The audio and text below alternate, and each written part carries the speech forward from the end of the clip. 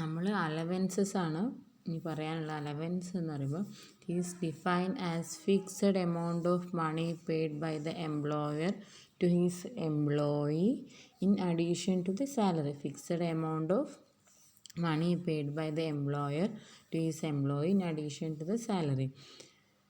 Then in tax view there are three types of allowance. From the income tax point of view there are three types of allowance. First one, fully taxable allowance, then partially exempted allowance, then fully exempted allowance. Fully taxable allowance means these allowances are fully taxable in the hands of employee. Then partially exempted allowances, these allowances are partially taxable and partially exempted. Then fully exempted, it is fully tax free. Then let us explain fully taxable allowances. First one, dearness allowance. Dearness allowance is the important type of allowance given by the employer to his employee to meet the increased cost of living. To meet the increased cost of living, it is fully taxable. Then dearness pay. If the dearness allowance given as per the terms of employment, it is known as dearness pay. If it says dearness pay, we consider it for the purpose of calculation of HRA, then gratuity, etc. Dearness allowance തന്നെ നമ്മൾ in terms of employment അല്ലെങ്കിൽ consider four retirement benefit എന്നൊക്കെ പറഞ്ഞ് തരികയാണെങ്കിൽ നമ്മളതിനെ നമ്മളിനി HRA calculate ചെയ്യും. ആ ഒരു ആവശ്യത്തിനൊക്കെ നമ്മൾ സാലറിയിൽ ആഡ് ചെയ്യും. അതല്ല ഡിയർനെസ് അലവൻസ് മാത്രം തരികയാണെങ്കിൽ ഇൻ ടേംസ് ഓഫ് എംപ്ലോയ്മെൻറ്റ് തന്നിട്ടില്ലെങ്കിൽ നമ്മളതിനെ കാൽക്കുലേഷൻ HRൻ്റെ കാൽക്കുലേഷനൊന്നും നമ്മളതിനെ എടുക്കുന്നതല്ല. പ്രോബ്ലം ചെയ്യുമ്പോൾ നിങ്ങൾക്ക് മനസ്സിലാവും. Then fixed medical allowance fully taxable allowance ആണ്. ദെൻ അതിന് വേണ്ടി ഇപ്പോൾ നമ്മൾ ഒരു എംപ്ലോയിക്ക് ഫിക്സഡ് മെഡിക്കൽ അലവൻസ് കിട്ടുന്നുണ്ട്. ദെൻ അയാൾക്ക് അതിന് എന്തെങ്കിലും ഹോസ്പിറ്റൽ പർപ്പസിന് ചിലവായിട്ടുണ്ട്, എന്നാലും നമ്മളെന്താണ് അയാൾക്ക് ടാക്സ് ഡിഡക്ഷൻ കൊടുക്കുന്നതല്ല, ഫുള്ളി ടാക്സബിളാണ്.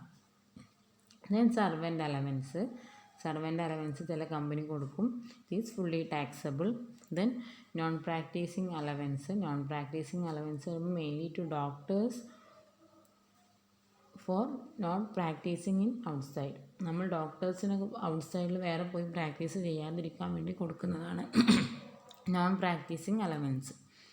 ദെൻ വാർഡൻ അലവൻസ് എന്ന് പറയുമ്പോൾ paid to the employee who work as the warden or keeper in an institute, it is fully taxable.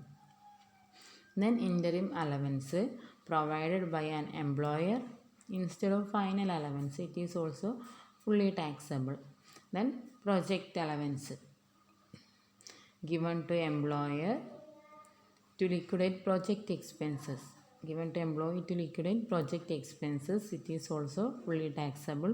Then overtime allowance, this is the wage for extra hours worked, is fully taxable. Then city compensatory allowance,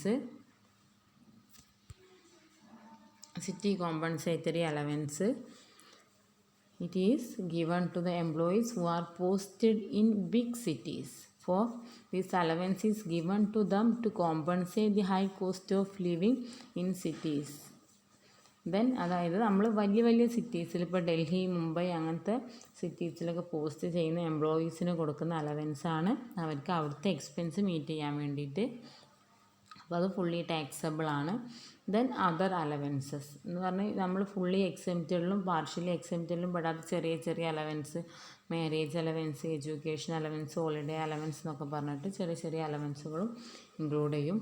അപ്പോൾ നമ്മൾ fully taxable allowance, dearness pay, fixed medical allowance, tiffin or lunch allowance, servant allowance, non practising allowance, warden allowance, interim allowance, project allowance, over time allowance, city compensatory allowance, then other allowances. Then next partially excepted അലവൻസസിൽ first one HRA.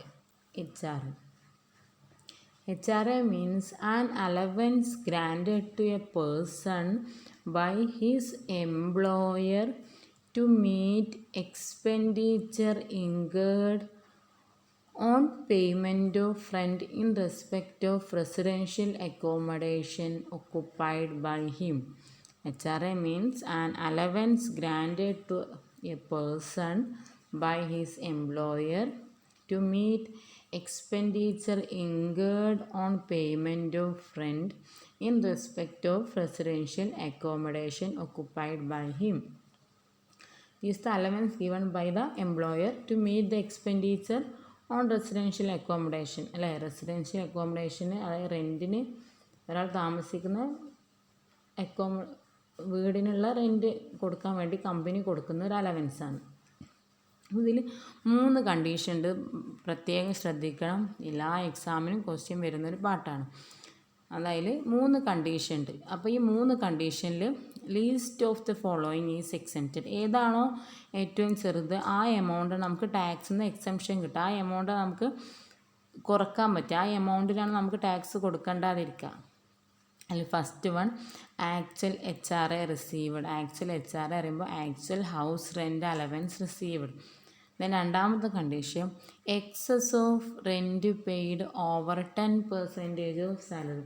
Excess of rent paid over 10% of salary. അതായത് ആ employee വാടക കൊടുക്കുന്നുണ്ടാവും. ആ വാടക നമ്മളെ ശമ്പളത്തിൻ്റെ 10%-ക്കാളും എത്രയാണോ കൂടുതലുള്ളത് അത് ആ ഒരു എമൗണ്ട്. സപ്പോസ് നമ്മളെ ശമ്പളത്തിൻ്റെ 10% 5000 ആണ്. അയാൾ വാടക കൊടുക്കുന്നത് 6000 ആണ്. അപ്പോൾ എക്സസ് എത്ര? 1000 അല്ലേ. അതാണ് excess of rent paid over 10% of salary. Then next an amount equal to 50% of salary in metro city and 40% in any other place. അതായത് മെട്രോ സിറ്റീസിൽ 50% ഓഫ് സാലറി, 40% അതർ പ്ലേസിലും. അങ്ങനെ നോക്കുക. എന്നിട്ട് ഈ 3 കണ്ടീഷനിൽ ഏതാണോ ഏറ്റവും ചെറുത് ആ ഒരു എമൗണ്ടാണ് നമുക്ക് ഡിഡക്ഷൻ കിട്ടും. 3 കണ്ടീഷൻ പറഞ്ഞു. ആക്ച്വൽ HRA റിസീവ്ഡ് എത്രയാണോ കിട്ടുന്നത്, then excess of rent paid over 10% of salary, then amount equal to 50% of salary in metro city, then 40% in any other places. Metro city means Mumbai, Kolkata, Delhi, Chennai. Then നമ്മൾ HRൻ്റെ പർപ്പസിന് നമുക്ക് സാലറീൻ്റെ 10% എന്ന് നമ്മൾ പറഞ്ഞൊരു കണ്ടീഷനിൽ, ദെൻ സാലറിൻ്റെ 50% ഓർ 40% നമ്മൾ വേറൊരു കണ്ടീഷനിലും പറഞ്ഞു അല്ലേ. അപ്പോൾ ഇവിടെ സാലറീൻ്റെ പർപ്പസിന്, HRൻ്റെ പർപ്പസിൽ നമ്മൾ പറഞ്ഞു സാലറി ആയിട്ട് കൺസിഡർ ചെയ്യുക. First one basic salary. ക്വസ്റ്റ്യനിൽ ബേസിക് സാലറി എന്ന് പറഞ്ഞ് തന്നിട്ടുണ്ടെങ്കിൽ അത്. ദെൻ സെക്കൻഡ് വൺ ഡിയർനെസ് പേ. ഞാൻ പറഞ്ഞു ഫസ്റ്റ് തന്നെ പറഞ്ഞു dearness allowance in terms of employment എന്ന് പറഞ്ഞിട്ടുണ്ടെങ്കിൽ അതിനെ നമ്മൾ ഡിയർനെസ് പേ ആയിട്ട് കൊടുക്കും അല്ലേ. അപ്പോൾ അത് നമ്മളെന്ത് ചെയ്യും, ബേസിക് സാലറിൻ്റെ കൂടെ ആഡ് ചെയ്യണം. അതല്ല സാധാ ഡിയർനെസ് അലവൻസ് എന്ന് മാത്രം തന്നിട്ടുണ്ടെങ്കിൽ നമ്മളത് ആഡ് ചെയ്യേണ്ട. In terms of employment included for retirement benefit എന്നൊക്കെ പറഞ്ഞ് തന്നിട്ടുണ്ടെങ്കിൽ ഇത് നമ്മൾ ആഡ് ചെയ്യണം. ദെൻ ഡിയർനെസ് അലവൻസ് വേറെ, ഡിയർനെസ് പേ ഇങ്ങനെ തന്നിട്ടുണ്ടെങ്കിൽ ആ ഡിയർനെസ് പേ നമ്മൾ എന്തെങ്കിലും ഇൻ ടേംസ് ഓഫ് എംപ്ലോയ്മെൻറ്റ് എന്ന് പറഞ്ഞ് വേറെ തന്നിട്ടുണ്ടെങ്കിൽ അത് നമ്മൾ സാലറിൻ്റെ കൂടെ ആഡ് ചെയ്യണം. Then commission on turnover achieved by him. അതായത് commission on turnover achieved by the എംപ്ലോയീൻ്റെ കമ്മീഷൻ ഓൺ ടേൺ ഓവർ. അയാൾക്ക് ടേൺ ഓവറുമുള്ള കമ്മീഷൻ അല്ല, സാധാരണ കമ്മീഷൻ ഇതിൽ ആഡ് ചെയ്യൂല. ഇപ്പോൾ HRA കാൽക്കുലേഷന് വേണ്ടി സാലറി എന്ന് പറയുമ്പോൾ basic salary, dearness pay in terms of employment and commission on turn over, ഈ 3 കാര്യങ്ങൾ മാത്രമേ നമ്മൾ HRൻ്റെ പർപ്പസിൽ സാലറി ആയിട്ട് കൺസിഡർ ചെയ്യുള്ളൂ. വേറെ ബോണസ്, വേറെ അലവൻസസ് ഒന്നുണ്ടെങ്കിൽ നമ്മൾ അതിൽ സാലറി ആയിട്ട് HRA കാൽക്കുലേറ്റ് ചെയ്യുമ്പോൾ സാലറി ആയിട്ട് നമ്മൾ കൺസിഡർ ചെയ്യുന്നതെല്ലാം ഈ 3 കാര്യങ്ങൾ മാത്രമേ നമ്മൾ കൺസിഡർ ചെയ്യുള്ളൂ. അങ്ങനെ നമ്മൾ കൺസിഡർ ചെയ്തിട്ട് നമ്മൾ സാലറി കാൽക്കുലേറ്റ് ചെയ്യുക. ദെൻ ആ 3 കണ്ടീഷൻ നമ്മൾ കാൽക്കുലേറ്റ് ചെയ്തിട്ട് ഏതാണോ ഏറ്റവും ചെറുത് ആ ഒരു എമൗണ്ടിനാണ് നമുക്ക് എക്സംഷൻ കിട്ടുക. ദെൻ നമ്മൾ ഈ ഹൗസ് റെൻ്റ് അലവൻസ് പാർഷ്യലി എക്സെംപ്റ്റഡ് ആണെന്ന് പറഞ്ഞു. പക്ഷേ സുപ്രീം കോർട്ട് ഹൈക്കോർട്ട് ജഡ്ജസിൻ്റെ കേസിലൊക്കെ ഇത് ഫുള്ളി എക്സെംപ്റ്റ് ആണ്. Then next partially exempted allowance ആണ് എൻ്റർടൈൻമെൻറ്റ് അലവൻസ്.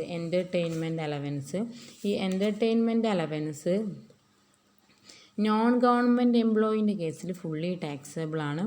ഗവൺമെൻറ് എംപ്ലോയീൻ്റെ കേസിലാണ് ഇതിന് എക്സംഷൻ കിട്ടുക. നമ്മളിനി സാലറിയിൽ നിന്ന് ഡിഡക്ഷൻ എന്ന് പറഞ്ഞ ഭാഗത്ത് നമ്മളിതിൻ്റെ പ്രോബ്ലം കംപ്ലീറ്റ് പഠിക്കുന്നതാണ്.